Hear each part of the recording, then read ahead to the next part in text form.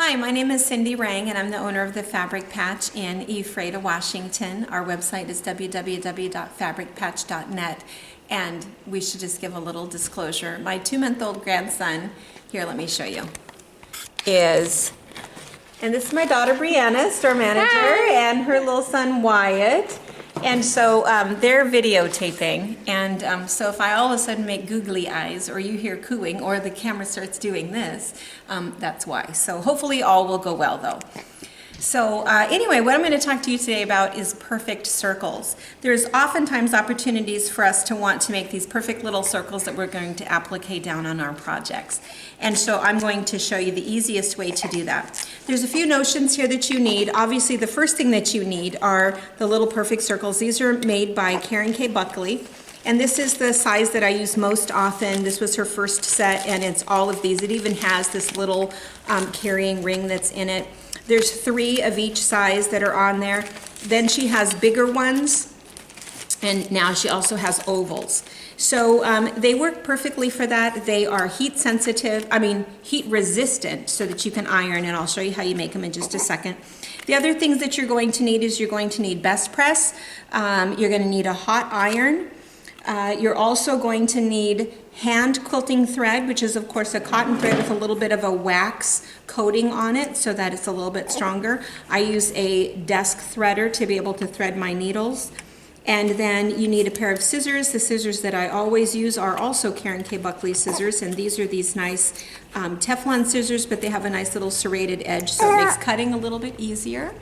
And then the other thing, just as a little side note, this is the little needle dome, and so if you don't want to rethread needles, if you just want to, if somebody young is there that can thread them, or you're going to set up with your needle threader and do it, these are kind of nice because you can pre-thread everything, put it in there, wind them all up, and then when it's time to grab one, you just have to pull one out and nothing is tangled and you're kind of ready to go. So, and the way that this thing works, it's actually pretty slick. See where there's a little groove right there? See that little groove? So when you go to put your needle in, once you've threaded your needle, you just put that in there, and then you slide this, slide this over there, and then as you wind that up, it's going to wind the thread up, and it goes in its own separate little groove. Are we going to keep going? Okay, we're going to keep going. We're going to hurry. All right, so the way that we do this is you want to select the size that you need for your project. She has every size, and like I said, there's 3 of each one. So lay the size over your project so you know which size it is, and then you have your fabric, and you're going to go ahead and put your fabric on here, and you're just going to rough cut out a circle. So, and again, that's where I like these nice little serrated scissors. Nothing's going to slide or anything. I'm just going to go ahead and, oops. It doesn't have to be perfect, totally doesn't matter. You're just going to go ahead and cut this into a circle. And if you have something where you have something that you want to fussy cut and make a circle, that's kind of a fun thing too. Then what you're going to do is you're going to take your threaded needle, this is your hand quilting thread, and on the right side of your fabric, just do this really big running stitch. You don't need a needle, you don't need a knot in your thread. You're just going to do a fast big stitch, running stitch on here, and work all the way around. It doesn't have to be fancy, it doesn't have to be even, doesn't have to be anything. And in fact, the bigger the stitch, the better.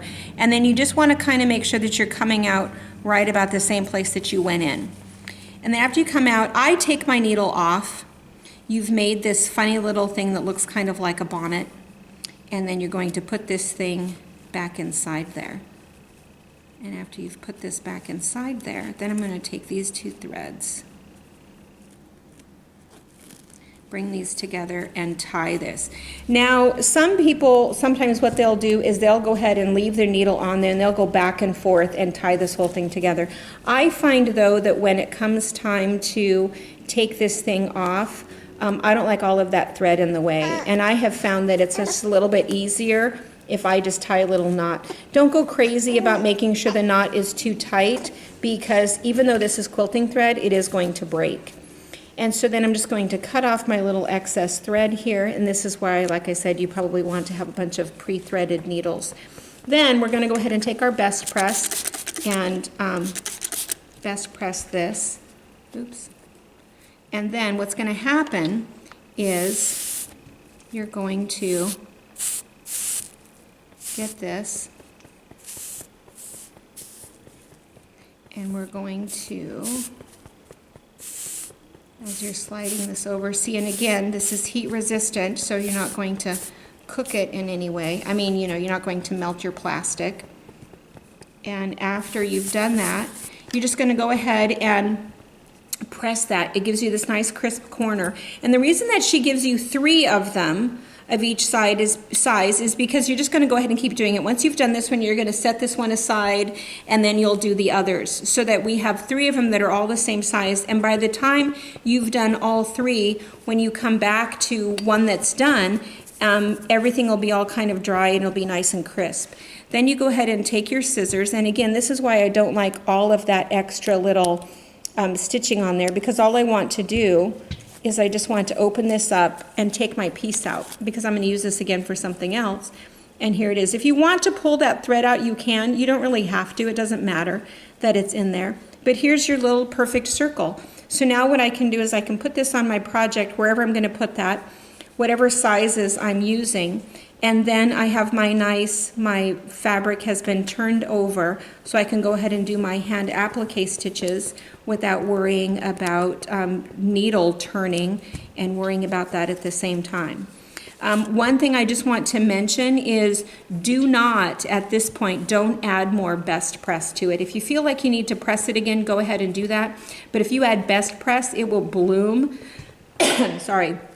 And that nice crisp corner or seam or edge that you have will go away. So so then there you have it. I think that's it. Yeah, I think that's it. And then to sew them down, you can sew them down however you want to sew them down. Oh, I know, that was the other thing I was going to show you was this. I knew there was one other thing I had. Just really briefly, if you have some other step, like this is from A Gossip in the Garden, where we made a little 4-patch and turned it into a circle. Again, this one is from this set of circles, but you can do, it's exactly the same technique. Make your 4-patch, stitch around, slide it around, and now you're ready to applique this really cute little project to the center of your star. So, all right, well, have fun with perfect circles. It's a really good technique, super simple with these nice little products. Thanks a lot. Happy quilting.